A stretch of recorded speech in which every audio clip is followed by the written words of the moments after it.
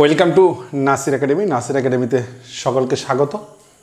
আজ তোমাদের সামনে নিয়ে এসে হাজির হয়েছি যারা দীর্ঘদিন ধরে একাধিকবার বলছে যে এবছরের 2023-এর যেভাবে কোশ্চেন হয়েছে তাতে সকলেরই অনুরোধ যে 2024-এ কীভাবে আমরা প্রস্তুতি নেব, বিশেষ করে ইভিএসের ওপরে অর্থাৎ পরিবেশবিদ্যার ওপরে। এবছরটা 2024 টার্গেটকে নিয়ে 2023-এর যে পরিমাণে কোশ্চেনগুলো এসেছে আমাদের কাছে, প্রত্যেকটা কোশ্চেন কিন্তু আমাদের কাছে খুবই কঠিন মনে হয়েছে। দেখ, একটা জিনিস প্রত্যেকেই খেয়াল করে রাখি যে বিগত বছরগুলোতে আমরা কোশ্চেনগুলো অ্যানালাইসিস করবার পরে যে পর্যায়ে নিয়ে এসেছি তাতে অ্যানালাইসিস করলে একটা জিনিস ক্লিয়ার হয়ে যাচ্ছে, খুব বেশি কিন্তু কঠিন প্রশ্ন ছিল না। কিন্তু আমাদের একটা সমস্যা কী ছিল যে আমরা অভ্যস্ত ছিলাম না। কারণ দেখো, একটা জিনিস খেয়াল করে রাখবে, 2012, 14, 17, 22, 23 আবার সামনে 24, অর্থাৎ আমরা একটা জিনিস দেখতে পেয়েছি 2017 পর্যন্ত যতটা এক্সাম নিয়েছিল প্রাইমারি বোর্ড, প্রত্যেকটা এক্সামের সঙ্গে কিন্তু কোনো প্রকারভাবে কোনো কোশ্চেনের রিলেটেড ছিল না, অর্থাৎ কোনো সম্পর্ক ছিল না। যেখান থেকে খুশি একটা নির্দিষ্ট কোনো পার্টিকুলার সিলেবাস দেওয়া হয়নি, কিন্তু 2022 সালে পর্ষদ কর্তৃক একটা পার্টিকুলার সিলেবাস কিন্তু দিয়ে দেওয়া হয় এবং সেই সিলেবাসের বেসিসেই কিন্তু কোশ্চেন করা হয়। সেখানে 2022-এ একটা জিনিস আমরা টের পেয়েছি, সেটা হচ্ছে দেখতে পাওয়া গেছে যে প্যাডাগোগি পার্ট এবং কন্টেন্ট পার্ট একটা সমতা বজায় রেখে কিন্তু কোশ্চেন করেছিল। এই প্যাডাগোগিক্যাল পার্টটাকে যদি কোশ্চেন করা হয় তাহলে একটা জিনিস কি হয়, আমাদের নাম্বারটাকে গ্রো করবার একটা বিরাট জায়গা চলে আসে। ঠিক তেমনটাই 2022 সালে একটা হিউজ পরিমাণে কিন্তু সেখানে টেট পাস আমাদের দেখতে পাই। তো এবার চলে আসছি 2023-এ। 2023-এ কী করেছে ওয়েস্ট বেঙ্গল প্রাইমারি বোর্ড, তারা প্যাডাগোগিক্যাল পার্টটাকে কোনো একটা বিধিনিষেধের মধ্যে রাখেনি। তারা কি করেছে, তাদের মতো করে প্যাডাগোগি করেছে। অনেকেই প্রশ্ন করেছে 2022 সালে এই প্রাইমারি টেট যখন এক্সাম হয় তখন যে কোশ্চেনটা দেওয়া হয়েছিল অর্থাৎ প্যাডাগোগিক্যাল পার্ট বেশি ছিল, কিন্তু না, আমি অনেক অ্যানালাইসিস করে দেখেছি যে 2022-এ শুধুমাত্র প্যাডাগোগিক পার্টটাকে আমরা দেখেছি মাত্র কটা ভাগ দিয়েছে, মাত্র 5টা কোশ্চেন করেছে। দেখে নিই আর একবার, 2022-এ কোশ্চেন সংখ্যা ছিল 5টা। দেখো কীরকম। দেখো এখানে অনেকেই যারা আছো প্রশ্নটাকে একটু ঘাটলে বুঝতে পারবে যে 2022-এর অবশ্যই প্রশ্ন কিন্তু ছিল মাত্র 5টা ছিল প্যাডাগোগি পার্ট। তাহলে আমরা ক্লিয়ার যে 2022-এর প্রশ্ন সংখ্যা ছিল 5টা। এবার প্রত্যেকে প্রশ্ন করতে পারে তাহলে তো ইভিএসের কোশ্চেন খুব সহজ ছিল। অবশ্যই 2022-এ কোশ্চেনটা সহজ ছিল, একটা পার্টিকুলার টপিকের ওপরে যে টপিকটা দেওয়া হয়েছিল সেই টপিকটার ওপরে প্রত্যেকেই কোশ্চেন পেয়েছিল, তাই সহজ হয়েছিল। কিন্তু 2023-এ গিয়ে সেই জায়গাটাকে কিন্তু কভার করেনি। 2023-এও কিছু নতুন ইনক্লুডিং করা হয়েছিল, নতুন টপিক করা হয়েছিল, সেখান থেকেও কিন্তু একটা দুটো কোশ্চেন দিয়েছিল। তাহলে আজ আমরা দেখব যে 2022 এবং 23-এর কমন কোন কোন টপিকগুলো কোশ্চেন করেছিল, আদৌ কোন বইয়ের থেকে কোশ্চেনগুলো কভার করেছিল, কি কি বই আমাদেরকে পড়লে আমরা এই 2024-কে সুন্দরভাবে টার্গেট নিয়ে এই পাখির চোখ করে মিনিমাম ইভিএসের অন্তপক্ষে 25 থেকে 26 মার্কস খুব সহজেই পাওয়া যেতে পারে। আবার একটু চেষ্টা করলে সেখানে কিন্তু 27, 28 খুব সহজভাবেই নিয়ে নেওয়া যেতে পারে। বাট আমরা কি করব যে এই জায়গাটাকে একটুখানি খেয়াল করে দেখব যে কি অবস্থানে দাঁড় করছে।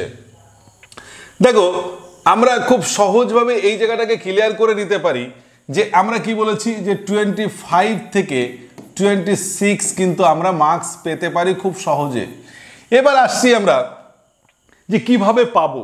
আগে প্রথমত দেখে নিই 2022-এর কোশ্চেনটা ইভিএসের অর্থাৎ পরিবেশবিদ্যার কোন কোন পার্ট থেকে কোশ্চেন কালেক্ট করেছিল। একটা জিনিস দেখো, প্রথমে রোগ সংক্রান্ত কোশ্চেন এখান থেকে 3 থেকে 4টে কোশ্চেন করেছিল কিন্তু 2022 টেটের ক্ষেত্রে।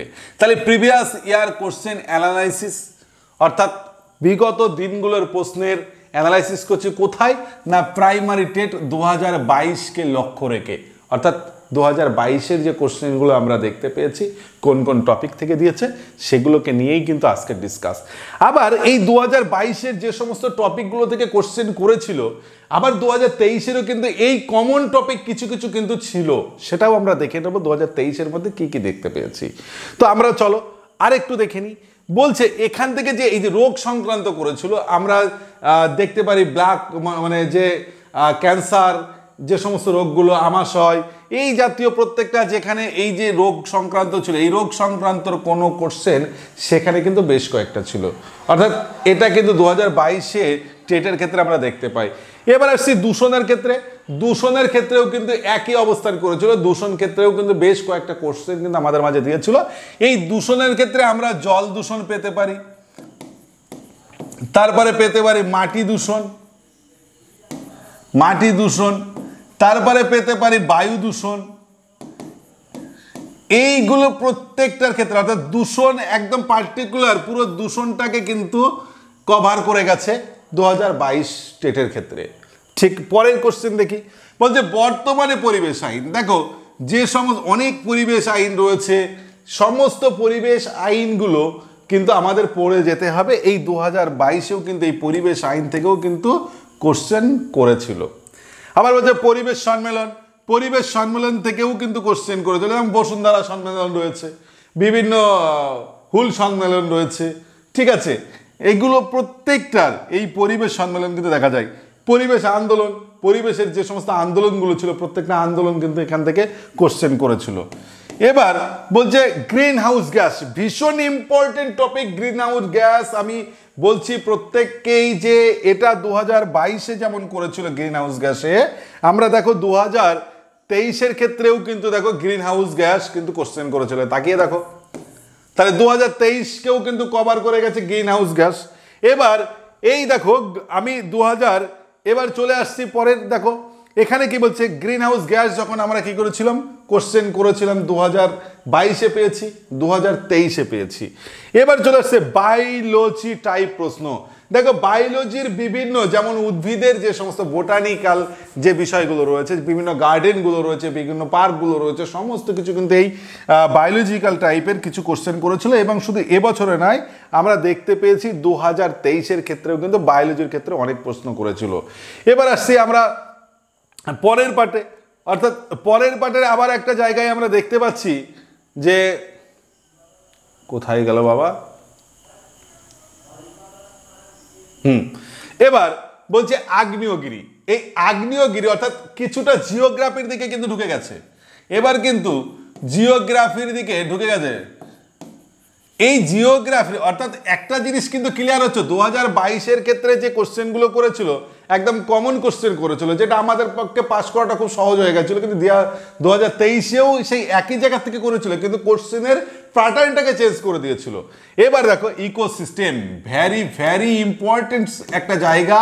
এটা কিন্তু যেমন 2022-এ করেছে, ঠিক তেমনটা কিন্তু 2023-এর ক্ষেত্রেও কিন্তু আমরা দেখতে পেয়েছি যে এটা করেছে বায়োডাইভার্সিটি, যেটা 2023-এর ক্ষেত্রেও কিন্তু রয়ে গেছে।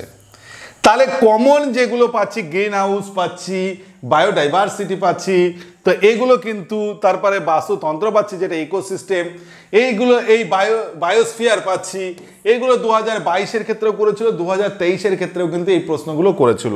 এবার চলে যাব আমাদের পরের পার্টটাতে, অর্থাৎ 2022-এরই আর একবার একটু দেখে নিই 2022-এর কি রয়েছে।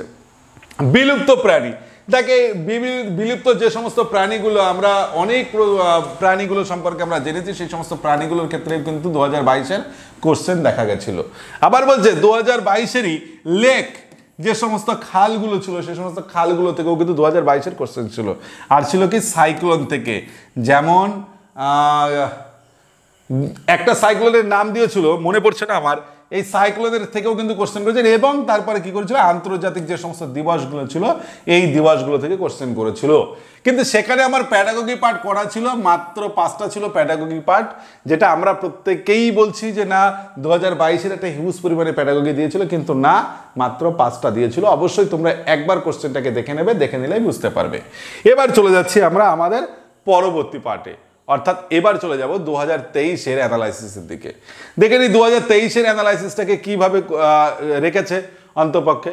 ঠিক আমরা কমন টপিক পেয়ে গেছি, বায়োস্ফিয়ার পেয়ে গেছি common topic, green house gas পেয়েছি কমন টপিক, তারপরে পেয়েছি বাস্তুতন্ত্র পেয়েছি কমন টপিক।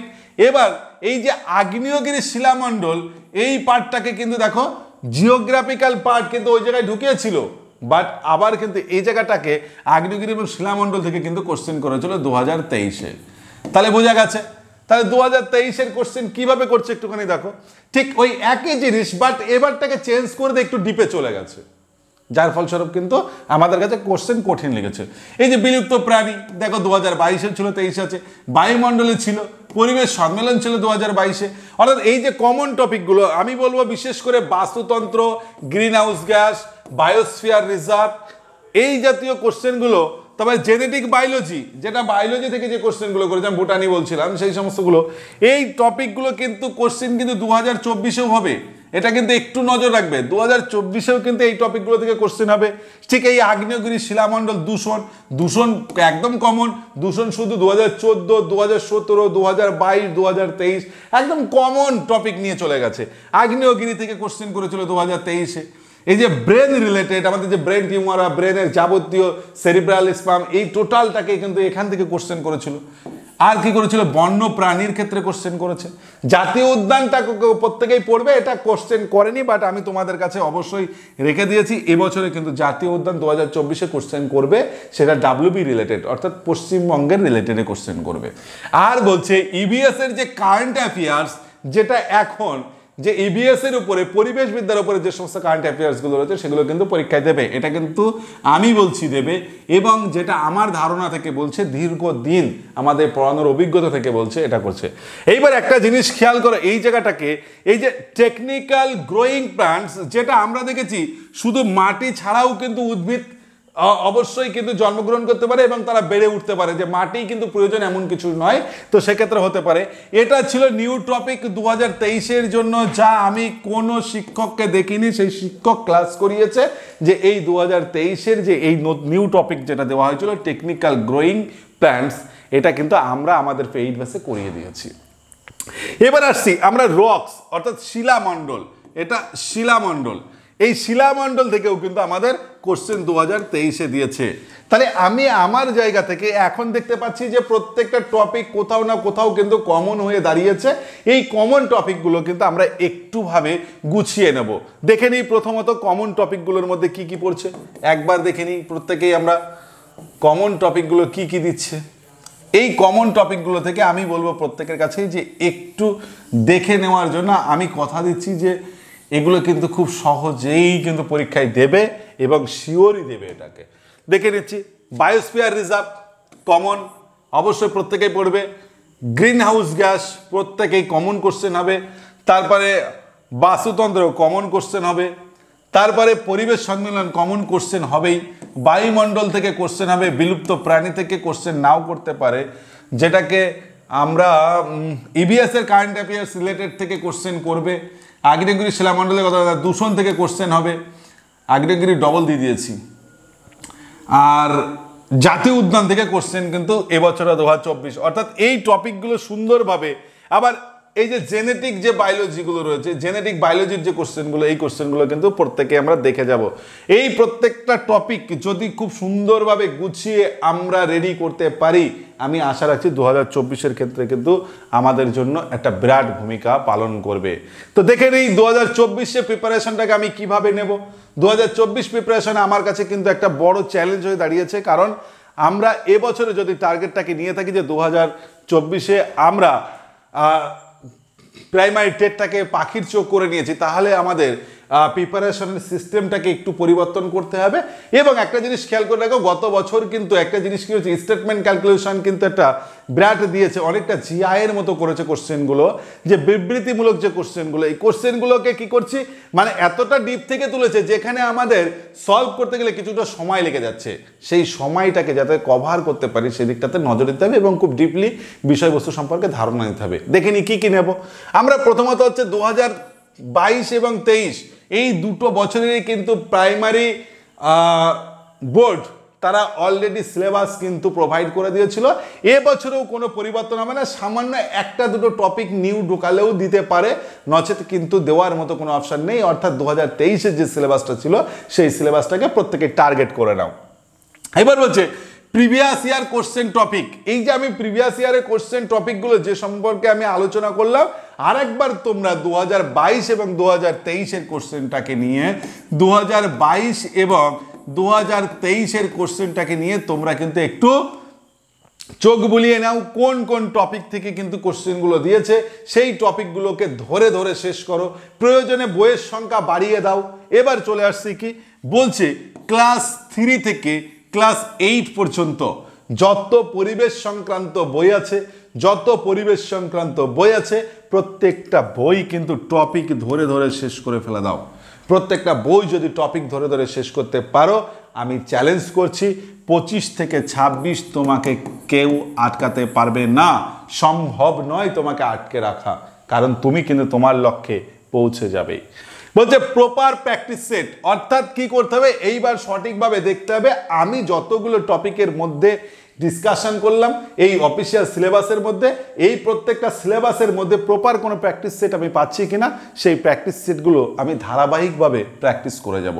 তাহলে কিন্তু অবশ্যই আমরা কিন্তু লক্ষ্যমাত্রায় পৌঁছাতে পারবো। একটা জিনিস খেয়াল করে দেখো যে আমরা ছোটবেলাতে রবার্ট ব্রুসের একটা গল্প পড়েছিলাম, যে রবার্ট ব্রুস তিনি কি করেছিলেন, তার মানে রাজ্যটাকে হারিয়ে ফেলেছিলেন, কারণ বহিঃশত্রু আক্রমণ করার ফলে তার রাজ্য হারিয়ে ফেলেছিল। কিন্তু সে নিজের জীবন বাঁচার তাগিদে একটা গুহাতে আশ্রয় নিয়েছিল। সেই গুহাতে আশ্রয় নেওয়ার পরে সে একদম হতাশ হয়ে পড়েছিল যে তার এই কঠিন পরিস্থিতিতে সে কিভাবে মোকাবিলা করবে। বাট পরবর্তী সময়ে সে যখন গুহাতে আশ্রয় নিয়ে ছাদের ওপরে কনস্ট্যান্টভাবে তাকিয়ে রয়েছে, দেখছে একটা মাকড়সা বারবার চেষ্টা করছে তার ওই সিলিংয়ে পৌঁছানোর জন্য, অর্থাৎ কেন্দ্রবিন্দুতে পৌঁছানোর জন্য, কিন্তু সে বারবার পড়ে যাচ্ছে। কিন্তু যতক্ষণ না পর্যন্ত সে তার ওই কেন্দ্রতে পৌঁছালো, টপে পৌঁছালো, সেই ছাদে পৌঁছালো, ততক্ষণ পর্যন্ত কিন্তু মাকড়সা তার আশা ছাড়েনি। তাই কিন্তু অবশ্যই সেখান থেকে রবার্ট ব্রুস শিক্ষা নিয়েছিল যে একটা মাকড়সা যদি তার সিলিংয়ে পৌঁছানোর জন্য, ছাদেতে পৌঁছানোর জন্য যদি 100 বার ট্রাই করতে পারে, কয়েক হাজার গুণ ট্রাই করতে পারে, আমি রবার্ট ব্রুস কেন পারবো না। আবার সেখান থেকে তিনি সৈন্য সামন্ত জোগাড় করে আবার তার দেশ আক্রমণ করেছিল এবং তার রাজ্য সে ফিরে পেয়েছিল। তাই প্রত্যেককেই বলবো এই রবার্ট ব্রুস থেকে নিজেকে একটু শিক্ষা নেওয়ার জন্য, কারণ আমি যদি কনস্ট্যান্টভাবে প্র্যাকটিসের পর প্র্যাকটিস আমি টপিক ধরে ধরে যদি বিষয়বস্তু নিয়ে একটু বেশি পর্যালোচনা করি, আমি আশা রাখছি আমরা প্রত্যেককেই সফলতা পাবো। তাই চলো আজকের থেকে লড়াই, হয় মরো নইলে মারো, অর্থাৎ আমাকে হয় পড়াশোনা ছেড়ে দিয়ে বেরিয়ে যেতে হবে, নচেত আমাকে কিন্তু 2024 টেটে পাস করতেই হবে। তো প্রত্যেককে থ্যাংক ইউ সো মাচ। যদি মনে হয় যে আমাদের চ্যানেলটা থেকে তোমাদের উপকারে লাগছে, তবে অবশ্যই একদম শেষ পর্যায়ে এসে বলবো যে চ্যানেলটাকে একবার সাবস্ক্রাইব করে নেওয়ার জন্য। তো পরবর্তী যে সমস্ত আরও ক্লাসগুলো আসছে, সমস্ত ক্লাসগুলো যাতে খুব সহজে করতে পারি, তাই একবার বেল আইকনটিকে প্রেস করে অল নোটিফিকেশন অন করে রাখলেই আমরা যখনই ভিডিওটিকে আপলোড করব সঙ্গে সঙ্গে নোটিফিকেশন পেয়ে যাবে। থ্যাংক ইউ সো মাচ, প্রত্যেকেই অসংখ্য ধন্যবাদ ভিডিওটি দেখার জন্য। আবার দেখা হবে কোনো একটি ভিডিওতে, তার জন্য অপেক্ষা।